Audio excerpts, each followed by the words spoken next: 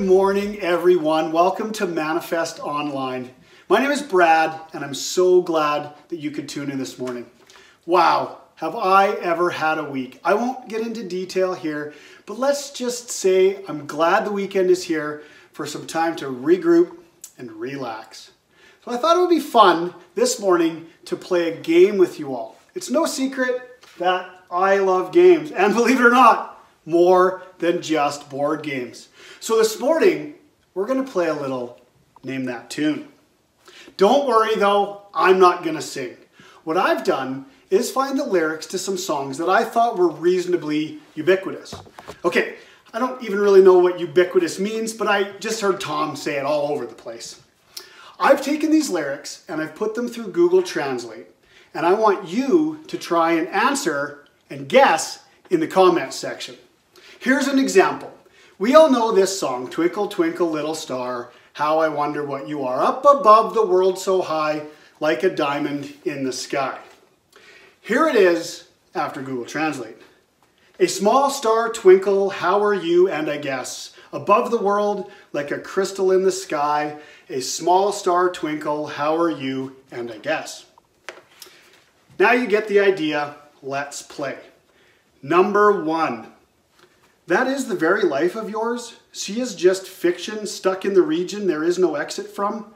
Open your eyes, look down from heaven, and I'm just a poor boy charged do not need sympathy.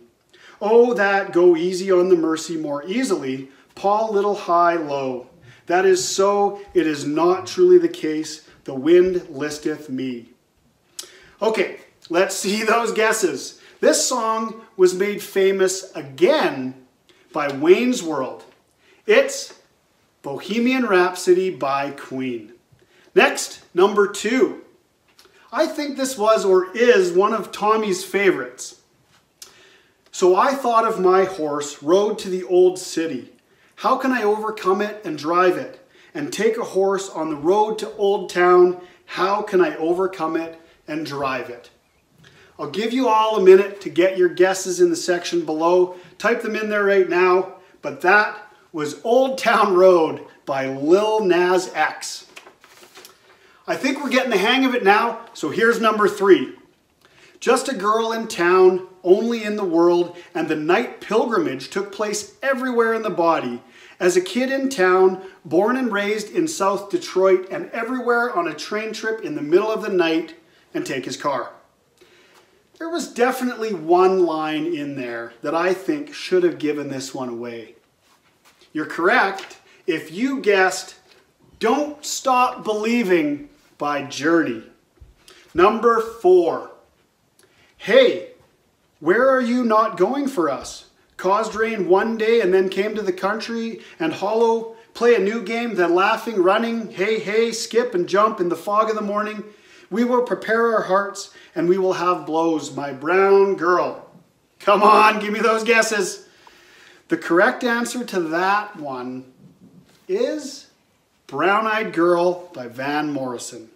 And the last one, number 5. I can't help but sing along to this one every time it comes on the radio. It is Saturday night, 9 o'clock. A regular audience was found. Do I have a beard sitting next to me? And traps of love tonic? He says, son, can't you play in my memory? I'm not sure how it will go. Sweet but sad, and everyone knew it was. As a junior, he is dressed. All right, I'll give you a minute to guess there, but that one was none other than Piano Man by Billy Joel. I hope you all had fun with that. It's fun to see how things can get lost in translation, but that the general idea is still there. And I also know that no matter what translation of the Bible you read, the message is that Jesus loves you and wants to spend eternity with you. Let's worship him together this morning. Welcome to Manifest.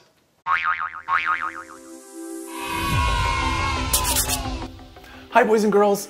I'm so glad you decided to join us today. My name is Mr. Steven, and I want to know if you memorized the verse this week. Did you? Awesome job. Why don't we say it all together right now? On his robe, at his thigh, was written this title: King of all kings and Lord of all lords. Revelation 19:16. How'd you do? Awesome. You guys are great. I have a new verse for you for this week. But first, we got a question from the website. It comes from Levi, who's 8 years old. And his question goes like this: how can I tell if a thought is God's thought, Satan's thought, or my own thought? That is a great question, Levi. And not an easy one either. What you're asking is, how do you discern or recognize which thought might be Satan's, which thought might be my own, and which thoughts might be Jesus' thoughts? And the best way to recognize those things is by getting to know Jesus more. It's like if you have a friend, your best friend, somebody you know really, really well. You know what they sound like, you know the things that they like, you know the things they don't like, you know all kinds of things about them. If someone were to come and tell you, hey, your friend just said this, you would be able to recognize, that sounds like my friend, because I know my friend, and that sounds like something that they would say. Or you might go, that doesn't sound like my friend. Are you sure you're talking about the same person, or are you lying to me? Because you know your friend. Now, unfortunately, sometimes our friends change a bit and might say something that we don't expect them to say. So it can still be a little confusing. Well, the Bible tells us that God is the same yesterday, today, and tomorrow. That means that his character will never change. So while our friends might change a bit and let us down and hurt us sometimes, Jesus never will. So the more and more we get to know Jesus, he's not going to say something that doesn't fit his character. So again, the best way we can discern what thoughts are from Jesus, what thoughts are from Satan, and what thoughts are from our own is by getting to know Jesus more and more and more. And the Bible also tells us to test everything we hear. So we can test that against what we know about who Jesus is. So let me give you a few examples here of things that don't fit with Jesus and some things that do. And maybe that will help. And we'll talk about some other ways that we can discern and figure out and recognize which thoughts might be coming from which ways. So if you have a thought that makes you hate yourself or hate others, that's not Jesus. That doesn't fit his character. That's probably Satan. If you have a thought that makes you feel afraid or ashamed, not Jesus. If you have a thought that makes you want to hide from Jesus, also not Jesus. That doesn't fit with who he is. But if you have a thought that is right and true and pure, or if you have thoughts that make you want to help love Jesus, that help you love Jesus or help others, or maybe you get a thought that wants to help somebody when they're feeling really low, or maybe you have a thought that's going to stand up for somebody when nobody else will. Those things sound like Jesus. They sound like who Jesus is. So they might be from Jesus. Now, you also asked, how can I tell the difference between God's thoughts and my own thoughts? And I'm going to let you in on a little secret. I know some adults, and sometimes me, who are really, really worried about that. They want to make sure, beyond a shadow of a doubt, certain that they're only doing what God asks them to do. Only the God thoughts. And so, when they get a thought, they go, this could be Jesus. It's not one of those ones that doesn't fit. This could be Jesus. It's asking me to maybe love that person over there, to give them a hug or share some food with them or something. But this could also be my own thought. And I'm not going to do it unless I know for sure that it's Jesus' thought. And so sometimes they keep waiting for more and more information. Give me more thoughts, Jesus. Let me know, is it really you? And they just end up not doing anything because they want to make sure that they're only doing Jesus' thoughts. And that's admirable. That's awesome. But I'm going to let you in a little secret. You see, the more and more that we get to know Jesus, that we love Jesus, that we follow him and begin to recognize his voice, the more we become like him, which means our thoughts become like his thoughts. And if those are the things that he would want us to do when he gives us his own thoughts, even if it was our own, I don't think, in fact, I know you're not going to be in trouble for it from him. If you go over and help your friend and you give them some food when they don't have any, or you stand up for them, or you give them a hug when they're looking low, or you tell them, you know what, I really appreciate you. You are awesome and Jesus loves you.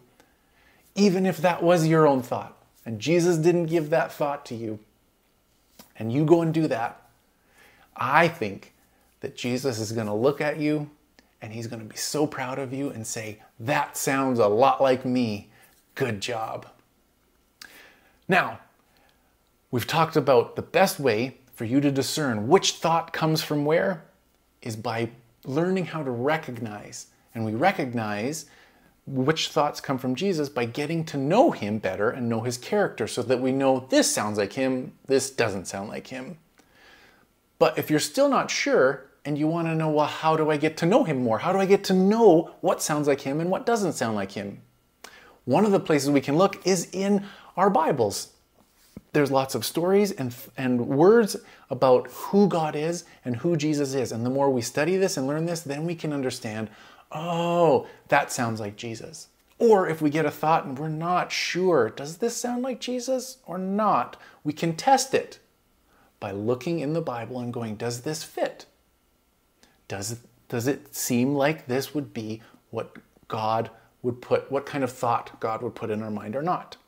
The other thing that we can do is we can ask people who love and know and follow Jesus. If they've been walking the journey and they know Jesus, like you did, you asked us on the website, I've been walking and following Jesus and I love Jesus and I love to talk about Jesus and talk to you guys all about Jesus and help you figure out your questions, even if I don't know the answers.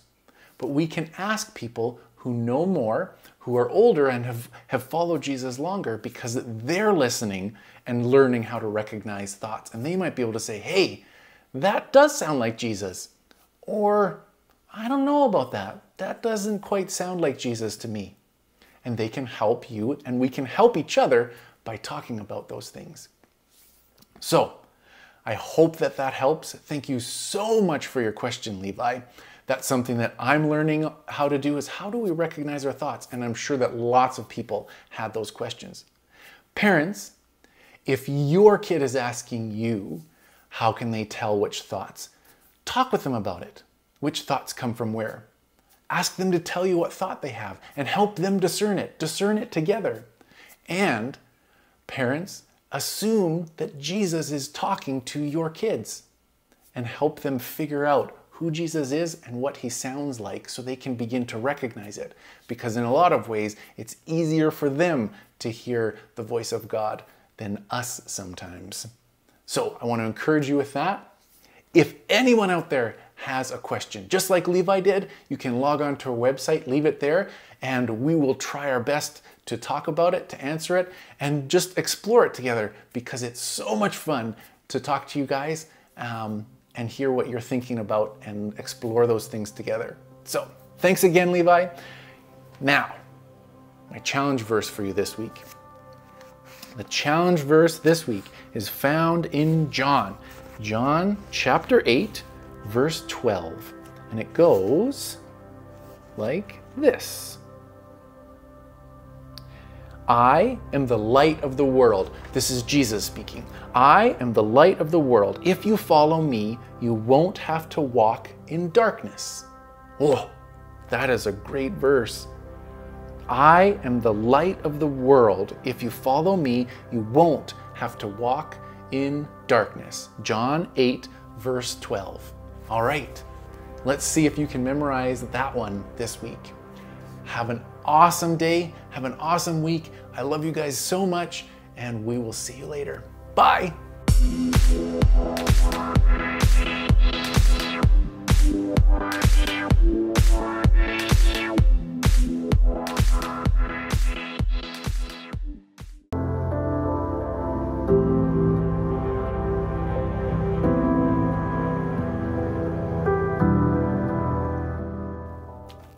What did you look like in high school?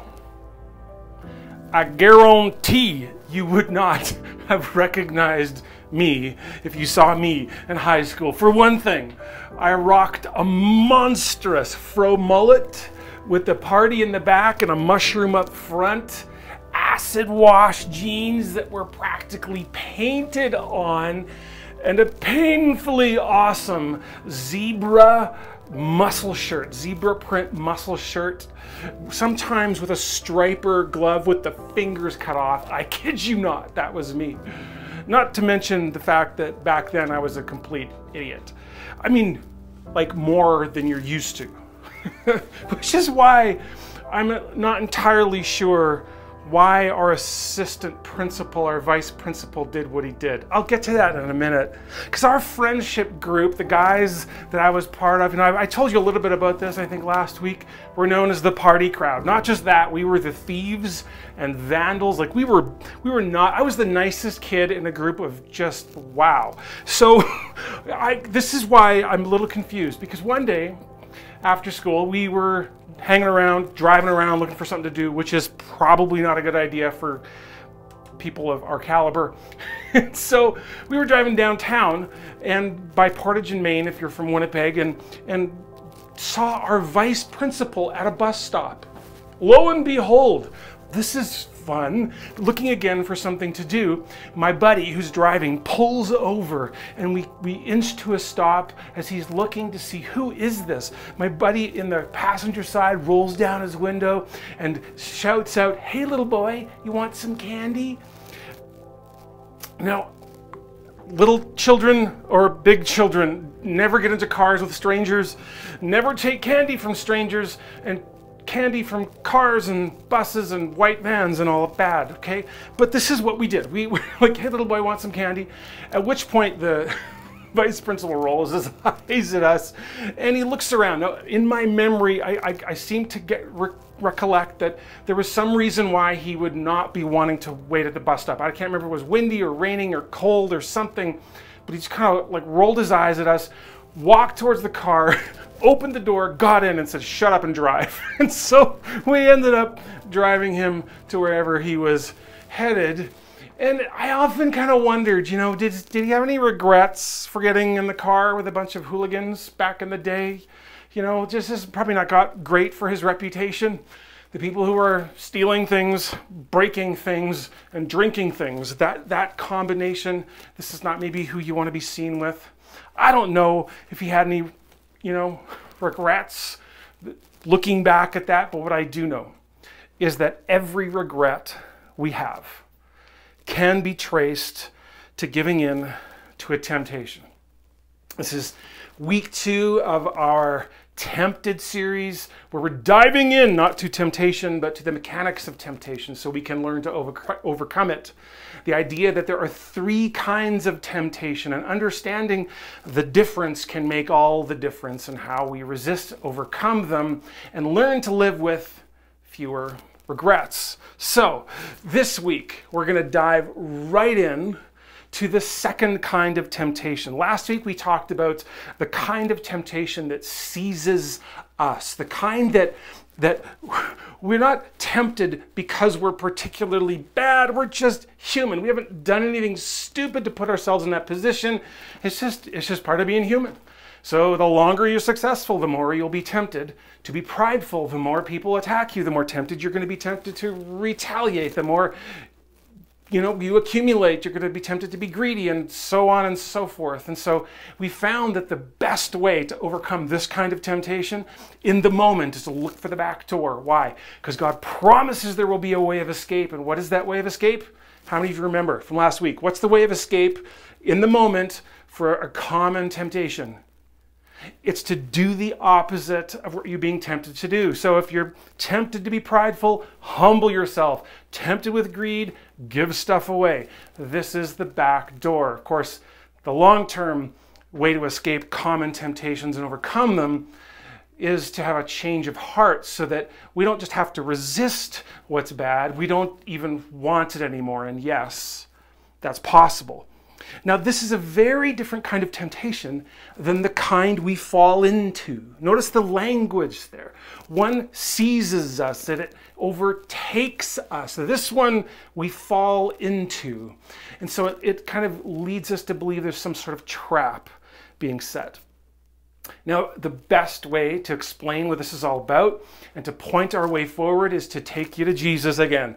This is a refrain for me if you haven't picked it up already. Let's go to Jesus. Let's go to Jesus. Why? Because he shows us the way of escape, and he's the master at it. Why? He who was tempted in every way, yet as we are, did not sin. And so we're going to learn from him again. Now, this particular story takes place very close to the end of his earthly life and ministry. In fact, the evening he would be betrayed and taken into custody and then tortured and killed. That evening, he was already spending time with his disciples. He had washed their feet to show them the kind of servanthood he was calling them to, and led them through a Passover meal, which he kind of constituted to point to himself and what he was offering through his death and resurrection, this new kingdom, this new covenant that he was offering through his blood. And after that, and after Judas had excused himself from the table because he had given in to temptation, he takes the 11 and goes to a garden called Gethsemane, where he would face intense temptations himself. But watch how this story unfolds. It says that Jesus went with his disciples to a place called Gethsemane. It's an olive grove, which would have looked really twisted and sinister, probably in the darkness of that night. And he said to them, those 11, sit here while I go over there and pray deeper into the garden. And he took Peter and the two sons of Zebedee, that's James and John, along with him. So he takes 3 guys deeper into the garden with him, and he began to be sorrowful and troubled. Why? Because he knows the weight of the world is about to come resting on his shoulders, not because it's going to be foisted on him, but because he's welcoming it. This is why he's here, to release us from sin and death, but he knows that it's going to cost him his life. So, back in. Then he said to them, my soul is overwhelmed with sorrow to the point of death. Stay here and keep watch with me. Stay here with me and keep watch. Keep watch. Why? Because I know they're coming for me, but also because there are things happening in the spirit realm that you cannot possibly understand. But I do, because I'm the Son of God. So he's looking for moral support. Please be here with me. Now, what I want you to notice is he's just given them a command. This is not just some dude, a friend. This is the Son of God says, stay here and keep watch. So what they do next with this instruction is critically important, just like when Jesus gives us something to do. And they don't necessarily think anything in particular is at stake, but there always is. Now watch what happens next. Going a little farther into the garden, Jesus fell with his face to the ground and prayed. We know that he was praying agonizing prayers, sweating great drops of blood, crying out to God. And then after that round of prayer, it says that he returned to his disciples and found them sleeping. Couldn't you men keep watch for me for 1 hour? He asked Peter. I need to point out that he prayed for an hour. It is nighttime. They're exhausted. They've been marching through all of this opposition, seeing miracles happening, the threats of being arrested, and the political tensions rising, the powder keg starting to vibrate as though it might explode in Palestine, there in Jerusalem, for the Holy Weekend where all of the pilgrims are converging. And in the midst of this, they are presented with a temptation.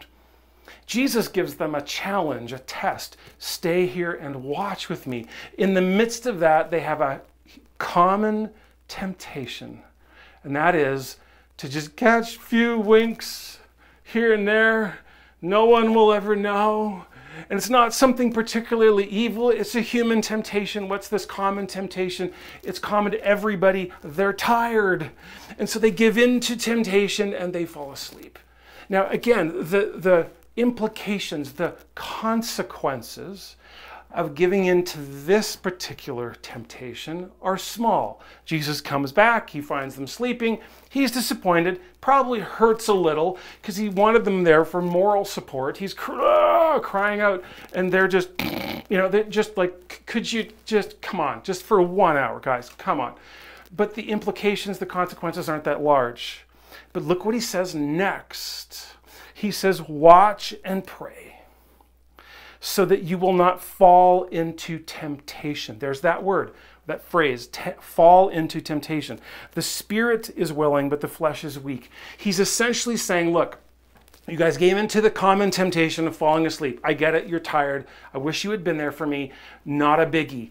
But now something is shifting. You need to understand that in the spirit, there are things moving. There are players arriving. There are powers at work that want to destroy you. Traps are being laid even as we speak. And I guarantee you, if you don't sit and pray and watch with me, you will fall into the traps, the pits that have been dug for you. Now we know what happened next. They fell asleep again. Now, giving into temptation has far greater impact than it did the first time. It happens a third time. And what happens next is the torches, the snake of torches makes its way through the countryside, through the olive grove, as Judas leads the temple priests and guards to arrest Jesus. And the disciples, waking up in a start, are not prepared spiritually for what happens next. And they all fall into temptation. Peter whips out a sword and strikes the high priest's servant's ear, cuts it off. Jesus is like, come on, puts it back on, heals the guy. But Peter is not prepared to handle what's going on. The other disciples flee. Even John, we read, escapes barely. Somebody's grabbing hold of him and his garment comes off and he runs off half naked into the night. These followers he has loved and given himself for were not prepared for the temptation they faced, the trap that was laid for them, and they all fell into temptation. What I want to show you in this passage, and this is so critically important for the rest of us to understand, is that giving in to common temptations opens us up to more dangerous temptations. The first temptation, just fall asleep, just catch a few winks. Jesus is disappointed, not a big deal, but that brought them an inch closer. Now they're super sleepy, an inch closer to making a really dumb decision that would inevitably lead to them forsaking Jesus and leaving him when he wanted and needed them most. I don't know if you've ever thought of it this way, but advertising is a form of temptation. Let's just use that as an analogy. I know that some advertising kind of highlights important things and issues we need to see, or products that we could really benefit from. But temptation takes the form of advertising. I would say advertising is like monetized temptation. That's essentially what advertising is. In other words, someone is trying to get our attention and they're trying to convince us, you really want it, you know you want it, you know you need it, so that we make a decision, right, to purchase their product or service. And so there's this tension going on. They're trying to alert you to your need so that you feel the wrestling match and let go of what you've known to embrace what they have to offer. This is very similar to what the enemy is doing with temptation. Now, here's a question. How many of you have ever clicked something online that you wish you hadn't clicked? Just put that in the comments. You don't have to say what it was. Just say, yep, I clicked. I clicked. Just put that in the comments if that's you. For example, maybe it was some, one-time offer that you couldn't resist. It was a certain kind of webinar or a training, and you thought, oh, that sounds interesting. And you click and you regret that you clicked it. Maybe it was a Nigerian prince offering you his millions, and now you don't have millions, you're millions in debt. Maybe it was something as simple as, well, yes, I would like to know which kind of Marvel superhero I am. Click. And now all of your contacts are getting spam emails, and you click that one offer, and now every day you're getting emails, and you unsubscribe, which subscribes you to the next email, which you unsubscribe, and it's never ending. And now you've got to change your email, change your name, shave your head, get facial reconstruction surgery so that no one can recognize you. Right? Because as soon as you click some of those buttons, it seems so innocuous. It seems so simple and innocent, but it leads to things you didn't foresee. And I will tell you that we consistently underestimate the consequences of giving in to little temptations, the small choices that we make, and we constantly underestimate how hard it's going to be to say no to the option that presents itself after saying yes to the first one. Am I right? Come on, I know I'm right. Now, just to make sure that we remember what's at stake, I want to call these temptations that we fall into something you won't forget. Let's just call them from now on, we'll just call them death traps, okay? Because the wages of sin is... yes, death. The wages of sin is death. That means you give in to sin and it will pay back death. So there's always this sense of being lured into a trap that is set for you that the enemy intends to harm you with. So let's talk about this. Now, just to review a little bit of the mechanics of temptation, like we did last week. Remember this diagram if you're listening by podcast? This is the one that talks about a source of temptation, whether it's demonic, whether it's poor friendships, or whether it's advertising. Then we have the temptation itself, and we have those who are being tempted. When it comes to the temptation, we said it's like a double-sided coin. Number one, we have a sinful option presented to us, which then produces an inner battle within us. And the degree to which we're wrestling, whether we want something and don't want something, the degree to which we're wrestling there determines the strength of the temptation. What I want to point out to you today, and when it comes to these temptations we fall into, these aren't just common temptations, common to everyone. How many of you know that what the disciples experienced there was not just a common temptation in that garden?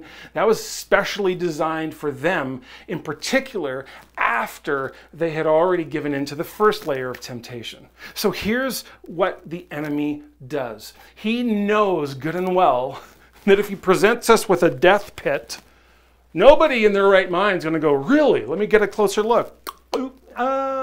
He's not going to go, hey, you want to ruin your life in 3 easy steps? Actually, let's make it simpler. 1 step, just jump. He doesn't do that. What he does is he puts something in front of the sinful option. You know what it is? It's an unwise option. In other words, the devil tempts us with foolishness long before he tempts us with sin. Do you understand this? So what happens is, he's not going to come to you and go, do you want to have an affair? Like just out of the blue. And you're like, well, I hadn't thought about it. Well, you should. Here are the benefits and here are the pros and cons. He doesn't work that way. What he'll do is he'll tempt you to do something unwise, like spending time with someone that you're attracted to alone. And is that a sin? Is that a sin to do that? According to the Bible, can you point to chapter and verse? No, it's not a sin, but it's unwise. It's foolish. And once you've done something foolish, you're open to more foolishness. And before you know it, you've done something stupid, and you don't know how you got there. How you got there is you listen to the temptation to do something unwise before you listen to the temptation to do something immoral. In other words, I want you to say this with me. Say this out loud. Stupidity multiplies temptation. Okay? Say it with me. Stupidity multiplies temptation. Say it like you mean it, because this is so true. This is so true, okay? And the opposite is also true.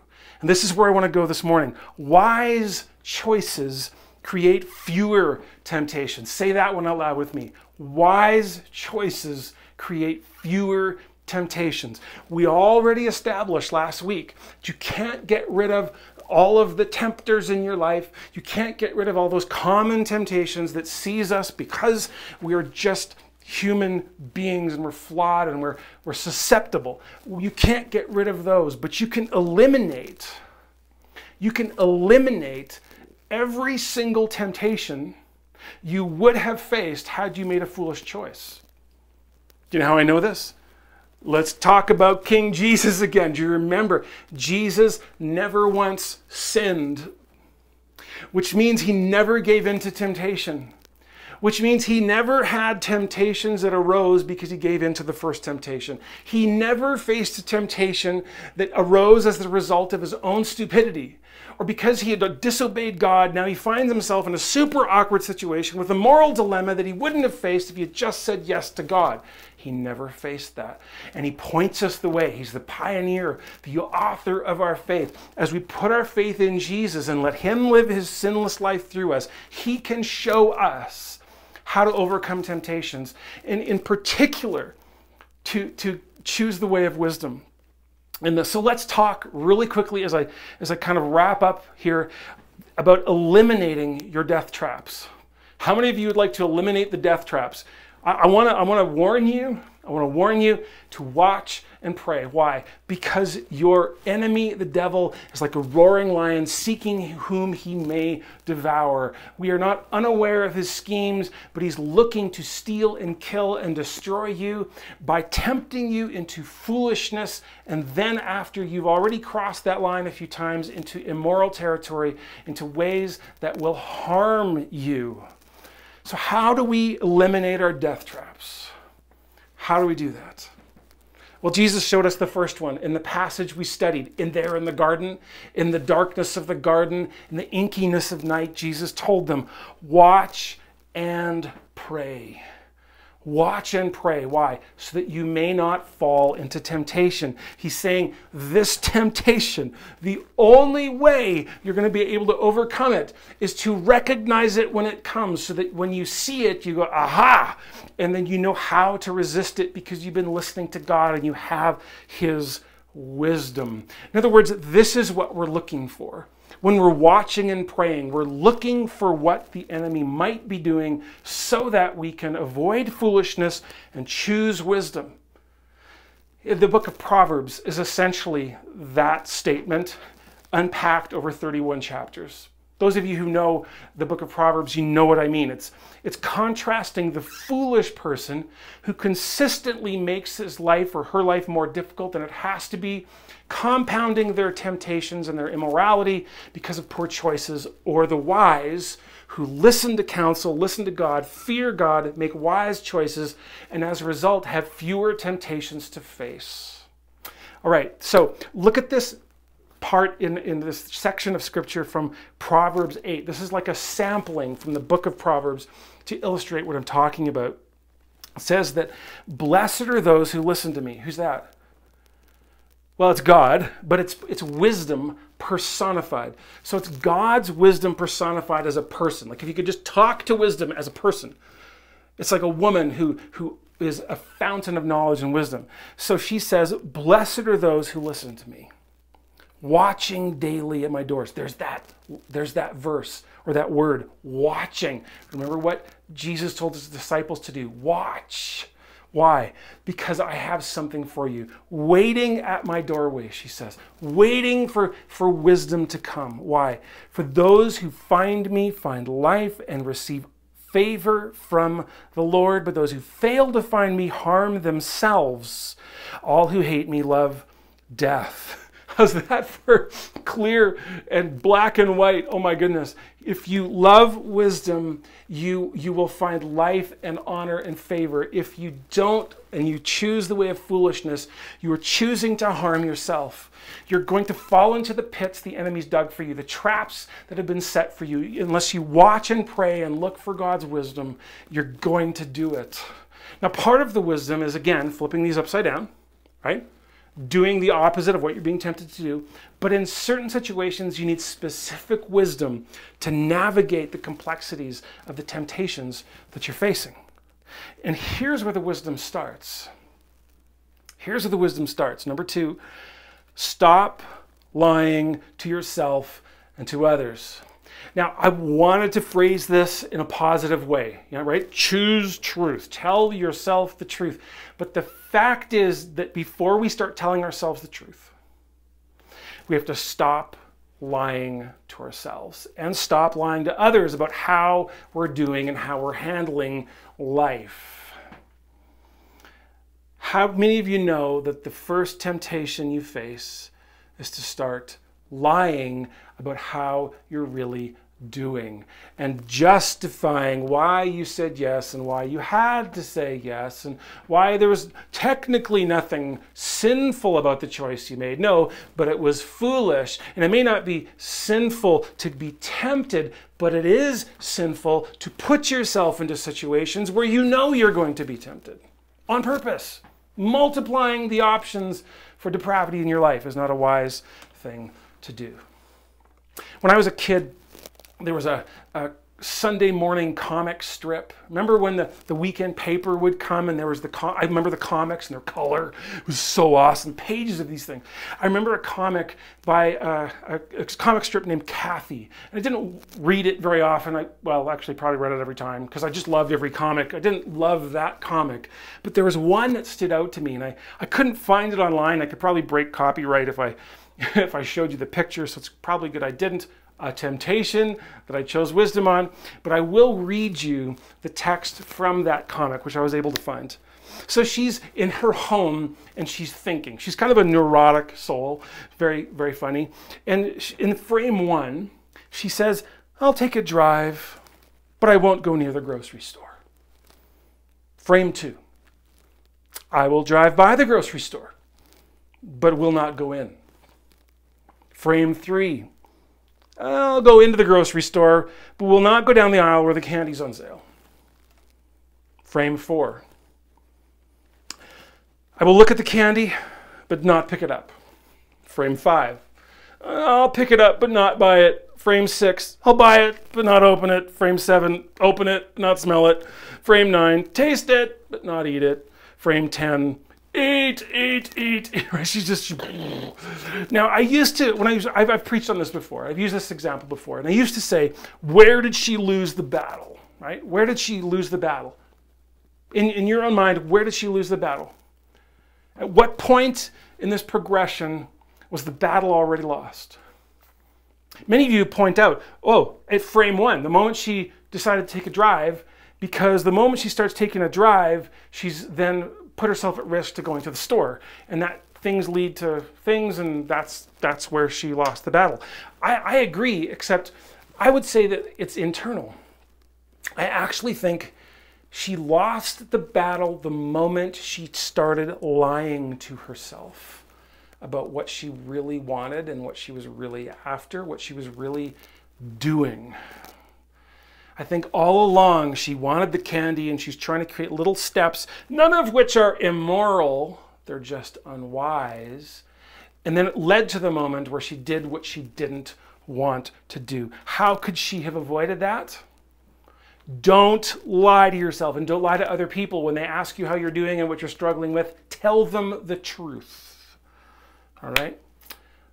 Let's talk about the last one before I close, and that is to create personal guardrails. We're talking about how to eliminate your death traps. Number 1, watch and pray. That's the advice right from Jesus.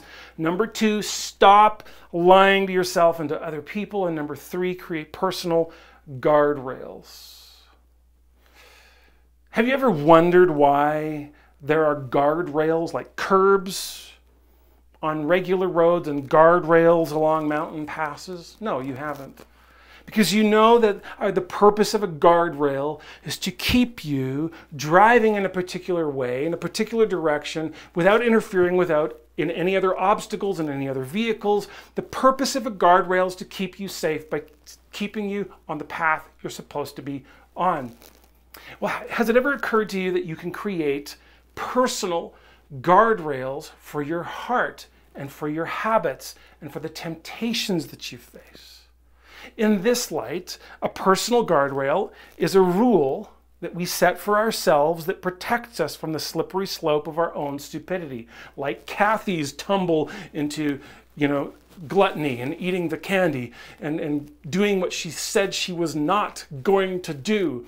A guardrail keeps us from going over that edge. Now, the interesting thing, and Pastor Andy Stanley has a whole series on guardrails. He says that a guardrail is placed before the area of danger. It's not placed at the area of danger, or you still might go over. The purpose of a guardrail is to keep you away from danger. So you don't put it on the edge of a sin, you put it on the other side of foolishness. So it keeps you away from doing something foolish that could lead to something harmful. And the same principle applies in our own lives. How can we create guardrails that protect us from going where we ultimately don't need or want to go? Again, we consistently underestimate what's at stake and the temptations we face and how hard it will be to resist them. I like what Pastor Craig Groeschel of lifechurch.tv, I like what he says. He said it recently in one of the messages he was speaking. He said, why resist a temptation in the future when we have the power to eliminate it today? That's what a guardrail does. I make a rule now that I will not do something later to keep myself. So I keep myself from foolishness so I'm not tempted to do something immoral. When I was overcoming in my battle against lust and pornography, I mentioned that last week, one of my rules, one of my guardrails for years, until I was ready for taking the guardrail off, one of the rules I imposed on myself is I couldn't go into a convenience store by myself, like Mac's or 7-Eleven. I couldn't go in by myself. Why? Because they got the section of the magazines there. And I knew that there's nothing immoral about going into a convenience store, but it wasn't wise for me to do that by myself. That was my rule. I couldn't go by myself, because as soon as I crossed that wisdom barrier into foolishness, I would be tempted to do something immoral. And so I created a guardrail for myself until I'm ready to safely navigate that, which I am today. All right. Now let's wrap this whole thing up and let me challenge you with 3 questions that you can use to eliminate your own death traps. All right, here they are. Number 1, where are you currently flirting with temptation? All right, remember, what's the solution here? Tell the truth. Stop lying to yourself. If you're telling yourself that you're spending time with that coworker because you really need to get work done, but really it's a source of temptation because it feels good to be together alone, tell the truth. Stop lying to yourself. So in what area are you currently flirting with temptation and maybe lying to yourself? Tell the truth. Second question, what guardrail would be wise to set up between you and that temptation? Remember, don't rationalize going, well, it's not a sin to be with a coworker. Don't do it. Set up a guardrail according to wisdom, not folly, that will keep you from doing stupid stuff that will lead to immoral stuff. Okay, that's the second one. And then number 3, and this relates to the first one about telling the truth, who are you going to tell about this? Who are you going to tell so that they can hold you accountable for what's going on? When I made this rule and I ended up meeting Shauna, I was in the middle of my temptation battle and my porn battle. I was coming out of it, but I told her, by the way, I have covenanted before God and I'm covenanting with you. I will not go into a store alone, this kind of store alone, otherwise I'll... So I actually told her about my guardrail so that she could help me and support me in it. Well, I hope that's super helpful. Next week, we're going to dive right into the third kind of temptation, which is the kind that we're led into by God. And I know bing, bing, bing, alarm bells are going off, so you're not going to want to miss that one. It's super powerful as well, super important to understand. Again, understanding the difference between these temptations can make all the difference in how we respond to them and how we overcome them. let's take a little bit of time together today to worship Jesus together, to look to this author and perfecter of our faith, the sinless one, the spotless one, the one who has the grace to help us overcome. Let's choose and give him our intention, give him our energy, give him our commitment, give him our heart. And let's not hold back. I know it's weird. We're doing this in the living rooms. Let's make this all about him and sing our hearts out to him. Lift your hands to him. Give your heart to him in Jesus' name.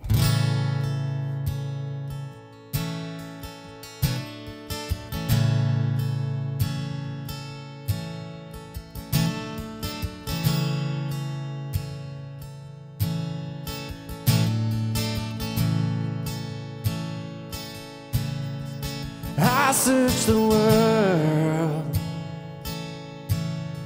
but it couldn't fill me.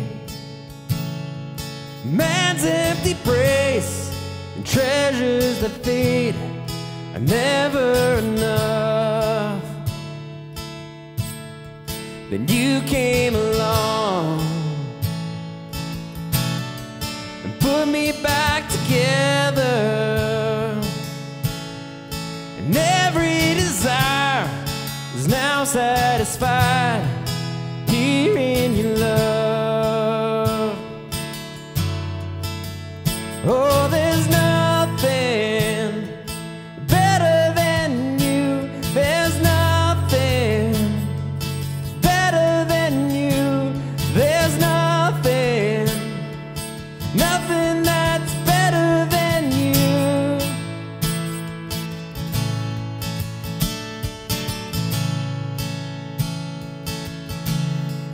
I'm not afraid to show you my weakness, my failures and flaws. Lord, you've seen them all, and you still call me friend. So the God of the mountain, it's the God of the valley. There's not a place your mercy and grace won't find me again. Oh, there's nothing better than you. There's nothing better than you. There's nothing is better than you. Oh, there's nothing better than you. There's nothing better than you, Lord. There's nothing is better than you.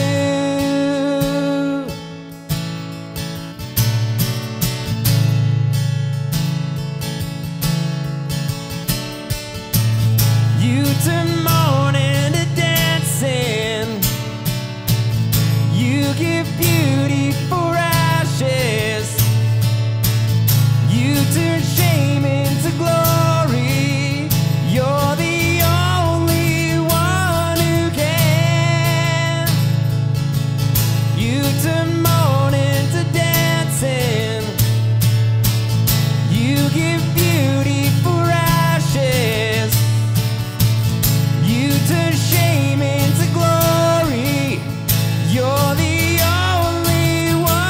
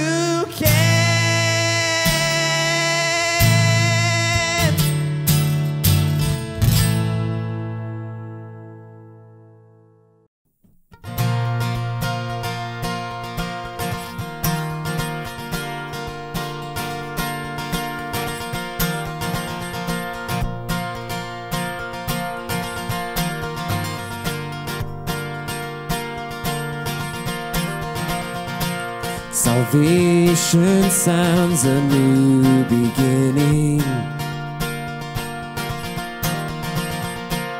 As distant hearts begin believing, redemption's bid is unrelenting. Your love goes on.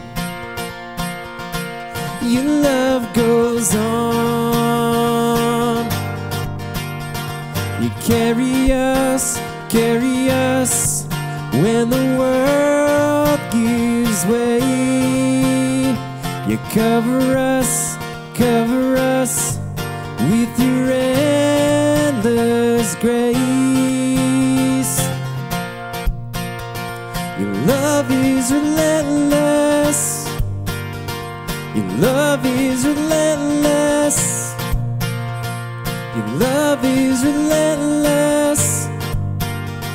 Your love is relentless. The time is up for chasing shadows. You gave the world a light to follow. A hope that shines beyond tomorrow. Your love goes on. Your love goes on. You carry us when the world gives way. You cover us with your endless grace. Your love is relentless. Your love is relentless. Your love is relentless. Your love is relentless.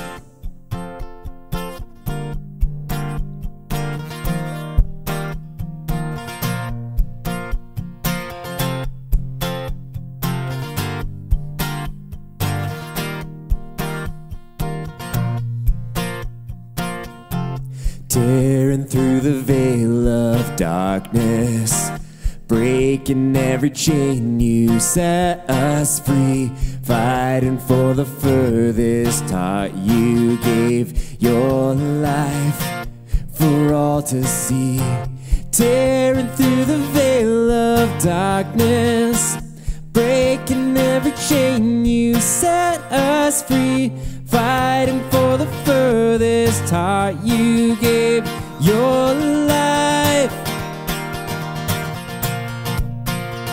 Your love is relentless. Your love is relentless. Your love is relentless. Your love is relentless. You carry us. Cover us. You carry us. You cover us. Your love is relentless. Hey, thanks for tuning in. Glad that we could share this time together either through manifest.online.church, YouTube a little bit later, or maybe through podcast. I pray that God gives you wisdom to show you how you've been lying to yourself so you can start telling the truth, and then what kind of guardrails you can set up, who you can talk to so you can actually make progress with this. Now, if this podcast was helpful to you, this message was helpful to you, would you please pass this on to anyone you think it might benefit?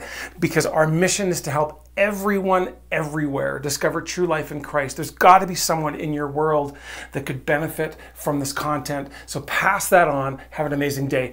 And just before we go, let me pray for you. Father God, thank you so much for joining us here, even in this online space.